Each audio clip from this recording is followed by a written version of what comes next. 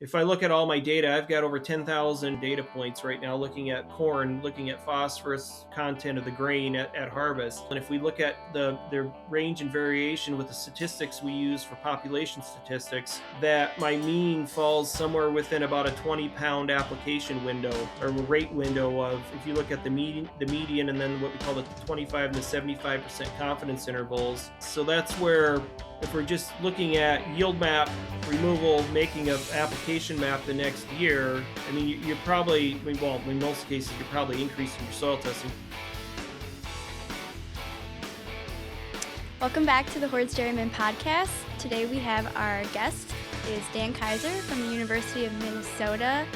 And I was contacted by a colleague of his saying he is the guy for nutrient management. So obviously had to have him on. Thanks for being here, Dan. Well, thanks for having me. Yeah, so I don't know about Minnesota, but it's the middle or almost end of April right now. And last week, Wisconsin got hit with a ton of rain. How did you guys fare with that last week? There's some areas, I think, in the southeast that got hit. We had some tornadoes that went through around the Rochester area, so we got some. But there's areas of the state that were, I think, still in a slight drought. So it doesn't seem that way just based on kind of the conditions that we have right now. But we'll kind of see. So I think there's some areas that could use a little bit of rain, and so the southeast specifically, I think that area really got hit pretty hard. There was, some flooding in some of those areas. So things are moving though. We've research wise got some oats in. Start probably getting some corn plots in here, if not this week, next week. Just trying to get things moving as much as possible because you never know what's going to happen. That's kind of what I've learned here, being here for 19 years, is that kind of when you start going, you want to get going because we've had stretches and we get a week of rain, then it keeps us out of the field, and our planting and our spring window tends to be pretty compressed here, and that's really the thing I've gotten used to here in my 19 years is just the speed at which things get done in the state is pretty incredible once conditions are fit to go. Yeah, definitely. And we were hit with some tornadoes last week. Definitely a lot of flooding, but guys are beginning to scratch around here, haul out some manure. Just finally getting into the fields. I know usually mid-April we're ready to go. So about the same as Minnesota. Um, Funny you say that with the flooding and the short window that we have. And you're the guy for nutrient management. So with 19 years of experience, what have you noticed over the years changing when it comes to nutrient management? I'm sure a lot has changed. A lot has changed since when I was a kid. So, what is the biggest changes that you have noticed?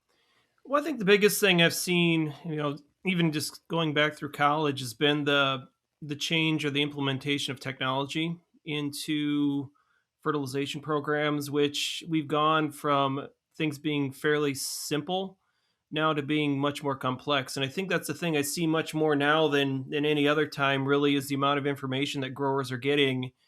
It's hard to wade through what's good and what's bad in terms of looking at management. And I'm kind of more simplistic when I look at a lot of the nutrient management, specifically looking at fertilizer guidelines, is that simpler is better when it comes, especially right now with prices the way they're at, trying to manage things. The growers, I mean, they're not lacking for the amount of people out there that are willing to sell them things to try to manage or mitigate some of their costs. So that's, I think, the big thing right now is, well, I mean, it's twofold. I mean, it's the amount of information's out there, and then also the information that many people are getting.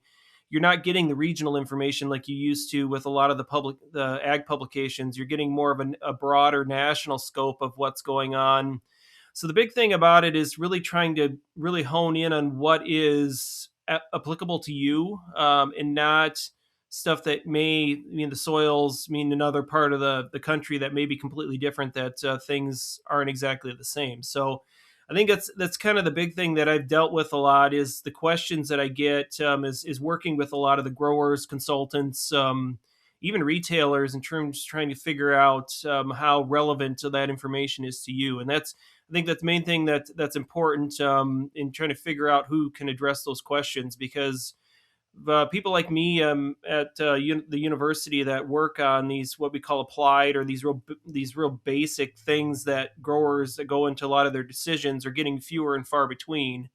So it's just where do you go for that information? I think it's going to be more of a challenge right now to try to sort out what's good and what's bad.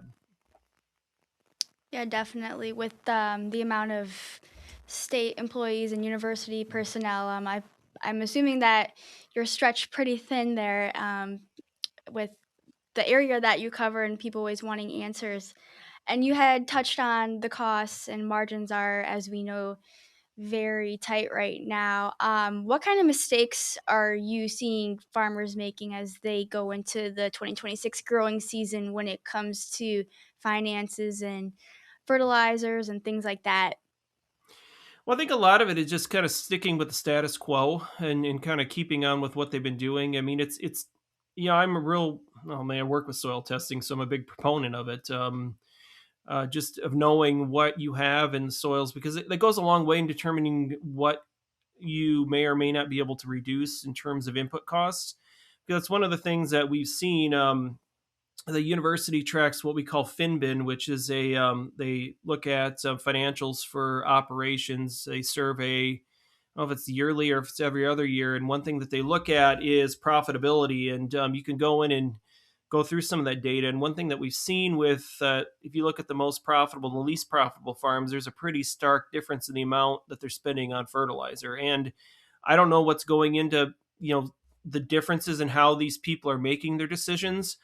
The main thing though is just having a good starting point, and that's where soil testing comes into play. At least knowing what your risk is, more for P and K, and phosphorus right now is the one that it's one of the things that historically I know. I mean, my dad started farming back in the late '50s, and just talking to him and the ground when he started farming being low in some of the nutrients, it was very important at those points in time to apply fertilizer to get the soil test built to a certain point where you're looking at just a sustained long-term profitability. But I mean, the issue right now is you see more and more with technology working in that many growers are seemingly foregoing, because it's pretty easy to make a map based on your yield and your removal, use that for making your fertilizer decisions when you're not really crediting what is may have been or what may be there in the soil at that point in time. So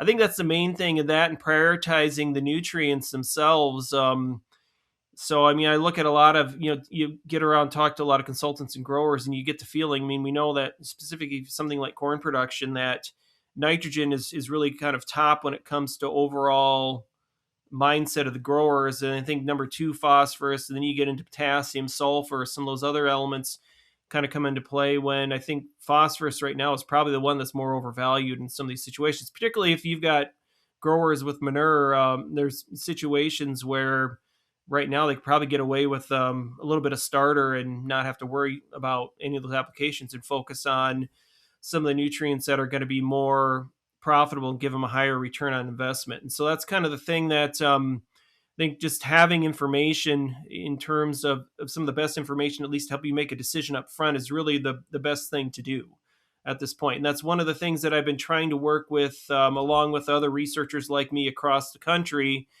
is to try to be a little bit more transparent in some of our guidelines. Look at talking to growers, talking to consultants, seeing what questions they have, trying to provide the information they need to answer those questions.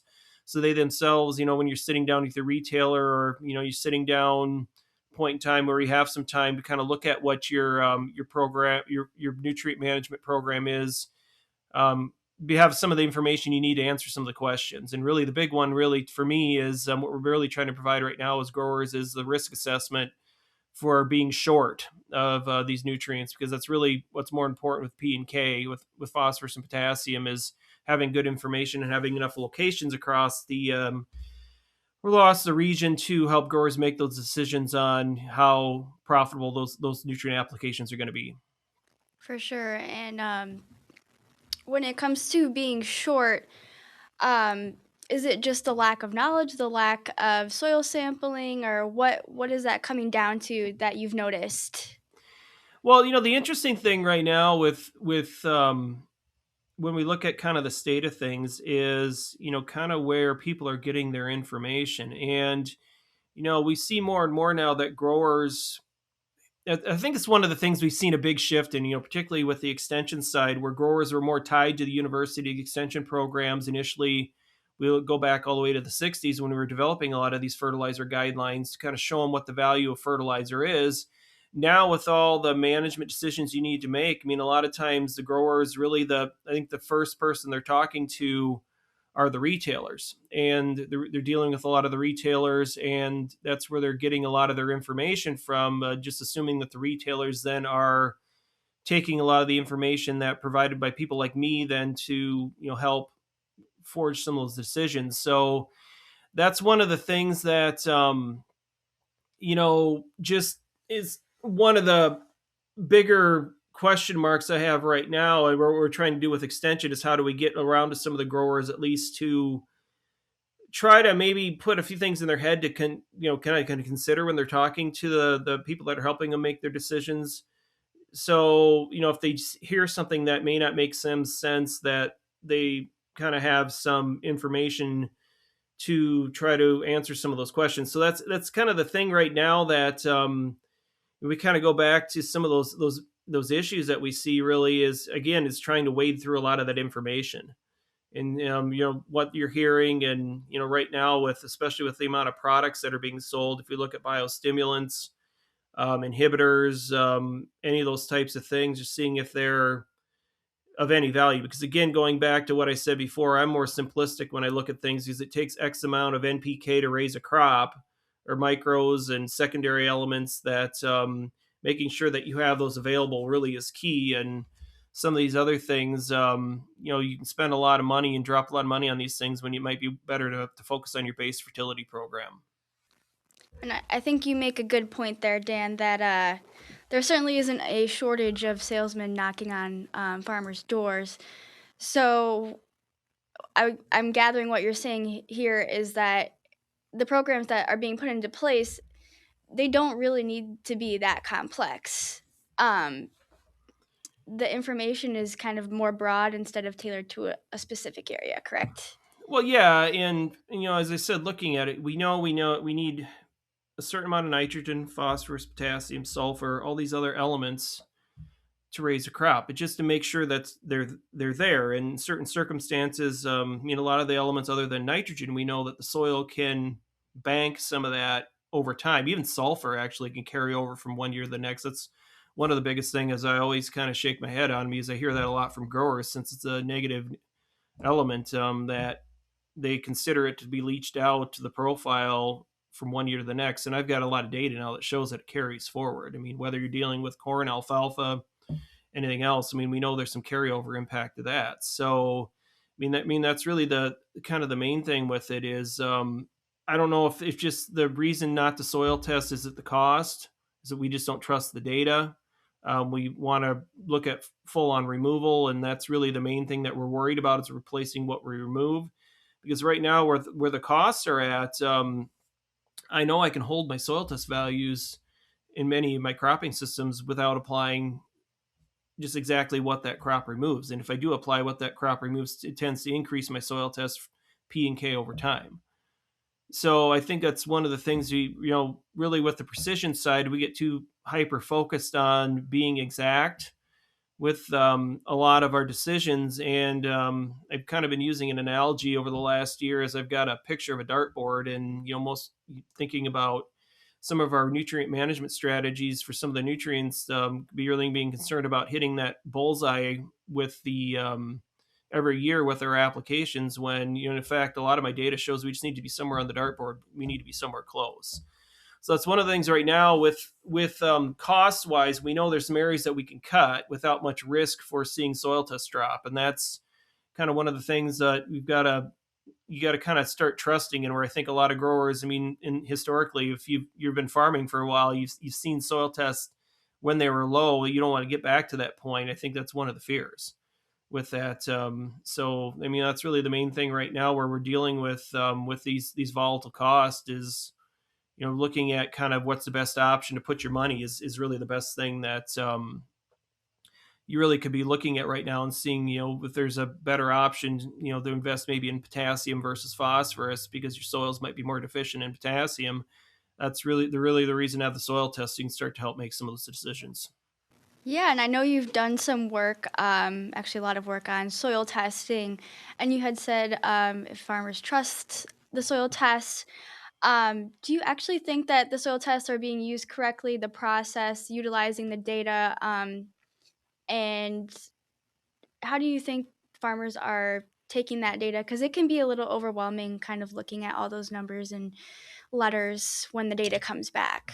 Well, it's wading through it too. I mean, you submit a test to a lab, you're going to get a package that has a lot of results in it. So it's what's valid for you. I mean, a lot of the labs too like to color code some of their stuff. So you've got green is good, red is bad.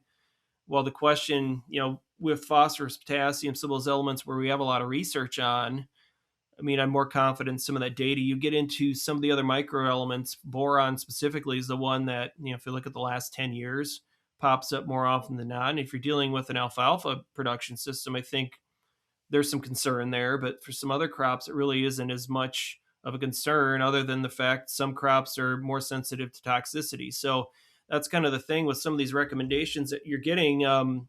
There's situations where yes, some of these things are deficient, but especially with some of the micro elements, you can get into toxicity problems with some crops where you can actually reduce yield. So you can get too much of a, say, a good thing in some of those circumstances. So that's kind of the main thing. And soil testing itself, I mean, if you're in a removal based system, I know a lot of it's just more monitoring. The biggest issue I always see is with potassium. Growers will get a dry year and they'll start pulling samples in the fall and their numbers have just tanked. And a lot of that is, with phosphorus, we know there's more consistency over time. And so that's where I trust that soil test more in terms of giving me an assessment of the availability. Potassium gets a little iffy because it's more impacted by dry weather conditions or just conditions when the samples are being pulled, just because of how, potassium, we look at a lot of our crops, there's more potassium in the forage than there is in the actual grain being exported. So some of that K, if that residue is left in the field at the end after harvest, we know it leaches out and it can be picked up in the soil test. So I think that's one of the reasons why we get dry years, where we can get to situations where the tests are a little bit low and then everybody's freaking out. They're worried about their fertilizer program, when you've got to look at these things long term, more than anything. If you're looking at build and maintenance or maintenance style strategy, just because you get a blip every once in a while or it drops, it doesn't mean necessarily that you've done the wrong thing. It just every once in a while, if we look at just the overall trends, you see a lot of just up and down and bouncing of the numbers, but the trend tends to be more even over time. And that's one of the problems, with it. You're just taking things at a snapshot in time. So, looking at it, you just kind of try to pick a good target point. If you're within 5 part per million of that target point, you're probably okay. With phosphorus and with potassium, that's one of the things right now. I'm doing a lot of potassium work, looking in Minnesota, trying to improve our recommendations because with the variability we have soils across the state, and I think you'd see the same thing in Wisconsin. You may see some differences in terms of what's a good optimal level or optimal target to shoot for, just based on your soils. That's one of the things we haven't had in the past, and I'm just seeing it more and more that there's some soils that just don't need as much. Yeah, there definitely is a need there. And to kind of update the standards, you said you're trying to update the potassium levels. How often does the state do that kind of work? Well, I mean, it's how often I really want to. That's the thing. I mean, right now, I said I've been struggling with it. I've been working. I've had two studies. I've had a student. I think we started working. It's probably been 6 years ago, on a study kind of looking at. I was trying to map out and look at some of the variations in the clays across the state because that can impact on how potassium is retained. So we did that, and then I thought I had a general theory about how I wanted to come up with the recommendations, and I started looking at the data and I got more confused. So I mean, that's the thing that you ask a lot of researchers like me that been around a lot, some of the retirees, and you just the thing that they're going to say with that. I mean, that's one of the things with it. It's one of the things that I worry a little bit about undervaluing it in some of these rotations, because of the soil test. I think, situations where growers might be undercutting themselves more by over applying more phosphorus than they need, undercutting themselves on potash. So it's one of the things that I struggle with, and we try to update as much as we can. But in effect, I haven't made an update to the K recommendations for probably 4 or 5 years. I'm probably due for one at this point. I think Wisconsin might have updated theirs. John Jones, who's now in Illinois, I know was working on some research in there. So there might be some updates that they've made. I haven't really followed up with that. I haven't talked to John for a while, but it's difficult. You just have to have enough data, and that's the problem. I mean, you just have to have enough data where you're confident in your numbers that what the recommendation you're going to be making is accurate. Definitely, like you said, the geographical area, all the soils vary so much. At least here in Wisconsin, to kind of make a broad recommendation, I'm sure is certainly difficult. So, props to you for getting all that data because I'm sure it is not an easy task. And I'm going to kind of shift gears here. As on the way to work this morning, I noticed a couple people drag lining, injecting things like that. When it comes to manure application, what are the kind of the biggest red flags you see during this time of year for people who are applying manure on their fields? Well, I think if you're spring applying, I don't there's many issues. It's more of the issue we have are some of the early fall applications because one of the problems we have is keeping the nutrients, particularly the nitrogen, in the form that's going to make it through the winter, where it's going to be there in the spring, where it's not going to be subject to leaching. So as of right now, I mean, it really isn't much of an issue. I mean, I think as a whole, manure management really it's the crediting side, but I kind of understand growers. I mean, I've worked with manure enough. I don't as much now, but if you look at just some of the issues with figuring out what the available nutrients are. I mean, we know we have some rules of thumb here, but that's such a variable source that can vary from site to site. Very if you've got different animals at different species. I mean, it's hard, and we know that, and we know it's difficult on the management side. So I think the main thing though is, I mean, I guess it is nice to at least have something. I mean, if you're using a book value, to at least get some tests to know over time kind of how your material or whatever manure you have compares to some of those standard values, and if you need to make some adjustments, make some adjustments. But it's difficult because of that variability of the source and that unpredictability for the availability that I know it's challenging. It's one of the things I'm kind of glad I don't work on that. Melissa Wilson is our researcher here at the university that we hired her on a few years ago, that she's been working more on manure because we hadn't had anybody up that point. And it's kind of nice because she's been focused on looking at a lot of the variability in the different sources, and then also looking at some of these availability issues, because it's one of the things we need is good numbers, good recent numbers. And as you see some differences in what we've seen, I think more change in right now have been liquid swine sources with feeding of phytate. Is we're seeing some of the phosphorus numbers change, so you need to have some recent numbers when we see some of those changes, and switching to sand separated systems instead of some of the other dairy systems that can affect the availability. So these are all things that need to be kept up on over time, and so it's nice to have somebody here that can kind of keep up with some of that data and some of that research. Definitely, and it kind of helps you out because you guys can kind of work together hand in hand on that kind of aspect of things. As we are gonna, after planting, we're probably gonna start harvesting some alfalfa here. Fertility mistakes when it comes to alfalfa. What are you seeing? Well, it's a good question. I mean, I've got some studies out. I'm looking at sulfur and potassium. I've had some sulfur studies out. Those ended a few years back. I mean, the main thing with it is some of the historic work I've done with potassium is that some of these removal based systems may not be needed in all circumstances. I mean, it's one of the things that I'm looking at now with that. I mean, with especially with potash or with potassium, we know there's a lot of pressure in removal because of the forage. I mean, there's a lot in the forage material itself. So if you're taking, we're usually taking about 4 cuttings for a lot of our studies. I mean, if you're pushing for more tonnage in some areas, we know that puts a lot of pressure on the soil test for potassium. So, I mean, that's probably the biggest thing. I get questions is on timing because I know a lot of growers are worried about overwintering and looking at, so there might be some focus on late applications of potash. I've got some work where some of the studies where we have different timing of application. I haven't really seen where it's as important. I mean, as long as the soil test is, or the potassium, if there's a deficiency, it's dealt with. I haven't really seen where we've seen some big differences in how it overwinters in our studies. I mean, it doesn't necessarily mean that isn't the case, and there's some differences in Wisconsin based on that. But I mean, we're cold up here, and some of the stuff we are looking at right now is how some of these fertility programs, looking specifically sulfur, potassium. I've got some boron trials also that were kind of nested within some of these, looking at.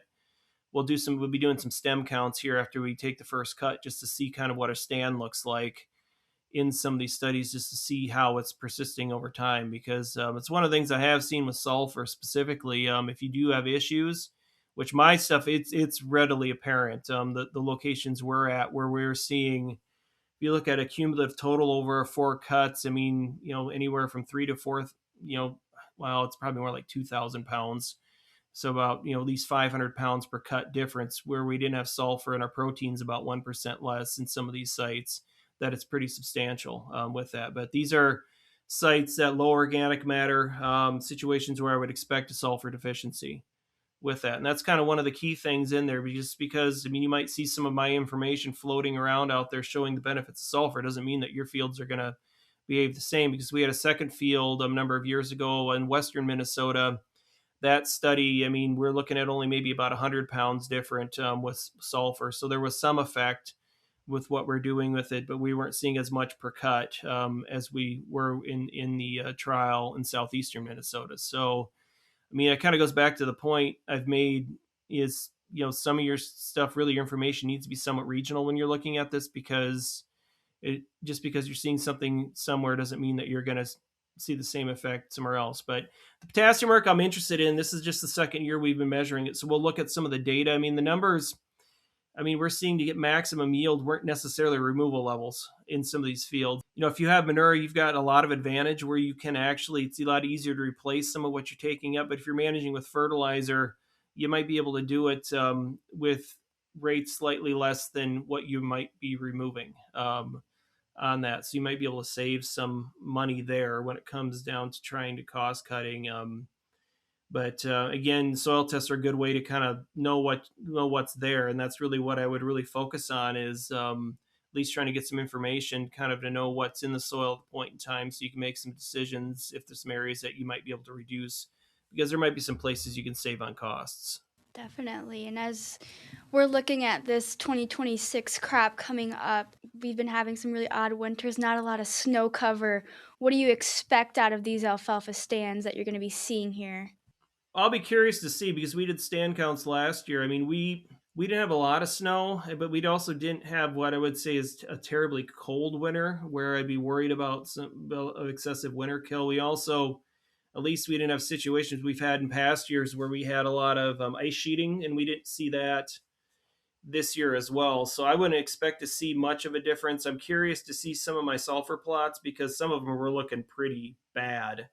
And if you look down, that's one thing we'll do at the end. I've got some pictures of the last study. We actually did some digs to look at the crowns, and you look at stems per crown. It was, pretty poor in some of those areas where we hadn't applied sulfur. This is over 4 years in some of these studies. So we'll see. I'm kind of curious, because I've got some really nice visual differences in some of these plots, where you can just see right down to the line where we've applied some of these treatments with some of these plots, just by seeing the overall amount of growth. And I was kind of surprised last year. I was worried because we fall applied some of our treatments would have been fall of 24. And then we actually were out. We've actually been able to get out in April and apply the K before green up to. I was kind of curious whether or not we could see some recovery, and actually, I mean, the yields were slightly less with some of the spring applied stuff. So I mean, there's likely something that was in effect there, but kind of curious now what we're going to see this year, now that we've had a full year of application in some of these treatments, because I'm kind of curious on the overall resiliency of the crop. With if we start applying fertilizer, what's going to happen if we're able to get back to similar yield levels in some of these where we didn't have the fall, or we had spring versus fall applications. So time will tell. I mean, that's one of the things I'm kind of interested in with this. It's one of the things we're able to do with this study is to do some different application timings just to see how that potentially could affect overwintering. Because a lot of our past data we've looked at, especially potassium, looked at fall applications, different varieties, and we didn't really see a whole lot of difference with the different rates in potassium for overwintering. So it didn't take a whole lot. Then I don't think they really saw much at all in many of these studies, because that's one of the struggles we've had with some of the potassium trials is that the sites should respond better than they do. And with some of the southeastern soils where we get some of these deeper silt loam soils, we just aren't seeing the response as much as I would expect in some of those soils. So that's kind of what's tipped me off for a lot of the potassium work I've been doing, that we need to separate out some of these soils. And I think Wisconsin might have some separate recommendations based on cation exchange capacity in the soils. It's one of the things we haven't had, and I think it's what I'm moving forward with, because we do see some pretty big difference in some of these soils that we just don't need to have the same target points for this many of these crops. If we look at southeastern or some of our sandier soils versus our high clay soils we have in the central to western part of the state. Yeah, definitely some variation there. And I'm going to ask you a question because we get this question a lot in our office, just from readers asking when they should rip out their alfalfa fields and switch to another crop, whether that be corn, soybeans, whatever. What is your recommendation when it comes to that? I'm willing to bet it depends on area, but what's your Well, recommendation? that's a good question. It's not something I really deal with. I mean, I just start looking at the stand, and if it's getting to a point where you think it's thin enough, I mean, you could pull it, because we've generally been maintaining about a 4 year cycle with a lot of our studies. Unfortunately, with the last trial, I didn't really look at stand persistence over time. This is kind of what we're going to be doing now, just to see, because that's, I think, more telling than anything. Because if we can kind of manage things with fertility to keep the stand and the quality high over time, then it said this is a bigger question, is just getting to the point where you think it's not worth to maintain it anymore. Some of our planned rotation stuff, we're maybe doing 3 years and then 2 years of continuous corn, but I mean, it just kind of depends. It just depends on how it's managed and what it looks like. And if the stand's not where you think it's going to produce, I mean, it's going to be a situation where that's at that point in time where you may want to pull it out. But I'm not enough of an expert on. You said I'm not our forage specialist, so probably better off essentially looking at that. Is I just looking at things in terms of fertilizer response. So it's not an area that I typically, anybody asks me that question, it's I typically have other people I'll really push that to. As we kind of circle back here to the 2026 year, definitely a lot of changes going on. It's kind of up to Mother Nature as we kind of just a wait and see game. My biggest question is when it comes to fertility, what are farmers ignoring? That's a good question. I mean, it's really hard to say. I mean, I'd be kind of interested to know that myself with the economics, if there's some things that they're going to forego this year. I mean, I think main thing is just knowing, what's going to be more beneficial to a crop. So forages, I mean, I'm less concerned about phosphorus, more concerned probably about potassium with that. But just seeing kind of the attitudes when we, especially get to this fall, start talking to some of the farmers at some of the meetings at kind of what their some of the decisions were this year, and any changes they made just because of prices. So you said, I don't know. I mean, it's kind of a tough question here, because really economics dictate a lot, and the way the crop prices are right now, and if you look at it compared to the fertilizer prices, historically, when we look at a lot of our data, we kind of assume a 0.1 price ratio for most of our nutrients relative to corn, because it's the easiest one to kind of make that. So, looking at 40 cents a pound N, P2, 40 cents P2O5, and 40 cents K2O. I mean, the only one that I think that's close to that right now is potash. And so we'll kind of see if that some of their decisions change based on some of these numbers. I mean, especially phosphorus, I think is the one right now I'm more concerned about long term, because unless we can find a way to increase the supply coming into the country, I mean, I'm not sure we're going to see much of a change in some of these numbers. So that's the one that we'll see long term if there's any impact on growers in terms of how much they're applying. And it's the easiest one for me probably to look at eliminating, because if your soil test is high enough, if you're above 20 Bray, Malic 3, 30 to 35 Malic 3 ICP, the relative chance that you're going to see a response in those circumstances is relatively low. So, then looking at soils, if you have manure available, if you've got some soils that are lower, it'd be good targets for those manure applications to try to bring, at least to reduce some of the cost of what you need in those areas. But that'll be the big thing that I said I'll be kind of curious where we see the numbers, because I was surprised our fertilizer checkoff.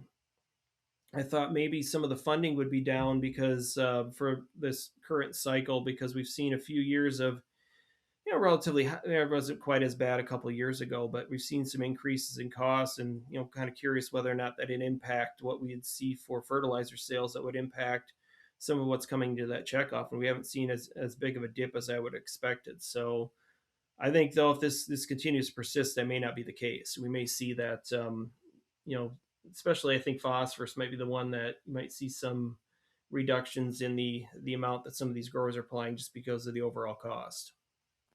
Definitely, and I'm definitely curious now that you say that, what the numbers are gonna look like this fall. Um, I'm sure that your job will have a lot of calls and things like that for you making recommendations and a lot more, things to figure out as we come upon fall. So, as we kind of close out here, farmers, if they're looking to do one thing to just kind of help their fertility program over this coming year, with the tight margins, things like that, what is like the one biggest change that you would recommend? Well, if you're not soil testing, soil test, that's the big one. We know where you're at, because there's situations if you've just been doing a straight up removal. I mean, if your phosphorus test is getting 30 or above, getting maybe Malic 3, if you're sending, I mean, if you're using that 40 or above, it's a circumstance there where you can look at a reduced rate of most. I mean, forages, I wouldn't even worry about it most cases with forages. With corn, you could look at maybe half a removal of what you'd remove, or even downwards of 40%, because you've got a few years where it could actually draw back to get to a point where we're going to see any sizable chance that you're going to see any sort of yield increase due to that application. I mean, that's really, I think, the big thing. Looking at that is just knowing, and not just falling into the trap where you're using straight crop removal, because one of the things with crop removal, I mean, you're using rule of thumb values. There's a significant variation in, if I look at all my data, I've got over 10,000, maybe even close to 15,000 data points right now, looking at just corn, looking at phosphorus content of the grain at harvest. And I calculated this out for some meetings this last fall. And if we look at the range and variation with the statistics we use for population statistics, that my mean falls somewhere within about a 20-pound application window, or rate window, of, if you look at the median, and then what we call the 25 and the 75% confidence intervals.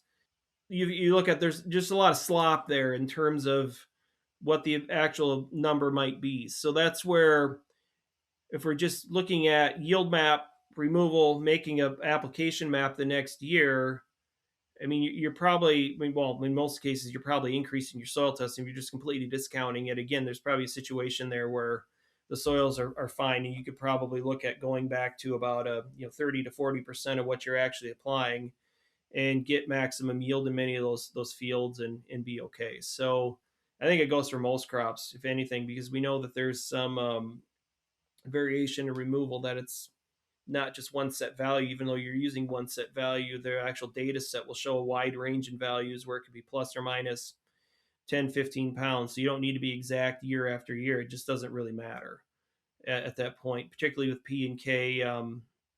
You're not going to see, if you're trimming or bumping rates by 5 pounds because your yields crept up. I mean, you're not going to see any difference I mean, whether or not you added that 5 pounds or not, and it's just increasing your overall cost for your fertilizer program. So I think that's what my biggest thing I've been preaching now. I kind of feel like I'm beating a dead horse sometimes with some of that, but it's kind of what happens with it, because I think a lot of times there's a lot of hesitancy to change what you've been doing, but the data shows that more often than not, if your soil test, your phosphorus is above a certain point, if your potassium soil test is 160, 180, 200, that a straight up removal rate probably isn't necessarily needed at that point in time. You could look at some sort of cut rate, that's maybe 50% or less of removal, and still be good in the short term. I don't know what's going to happen in the long term. That's kind of the issue with a lot of this. I can kind of tell you on a year by year basis, but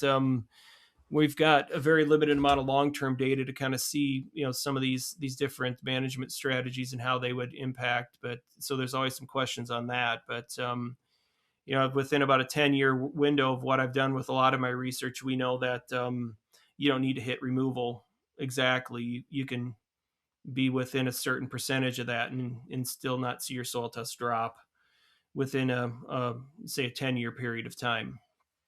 Well, it sounds like 2026 is going to be a mixed bag, and you had a lot of good advice today, Dan. So I'm really excited to see the new research numbers you're coming up with. I'll be on the lookout. Yeah, I guess it's just a waiting game when it comes to 2026. So thanks for being on today, Dan. I really appreciate having you here. Yeah, thanks for having me. Thank you for listening to the Hordes Dairyman podcast. Follow us on Apple Podcasts, Spotify, or your favorite podcast app. And don't forget to like and subscribe on YouTube. See you next time.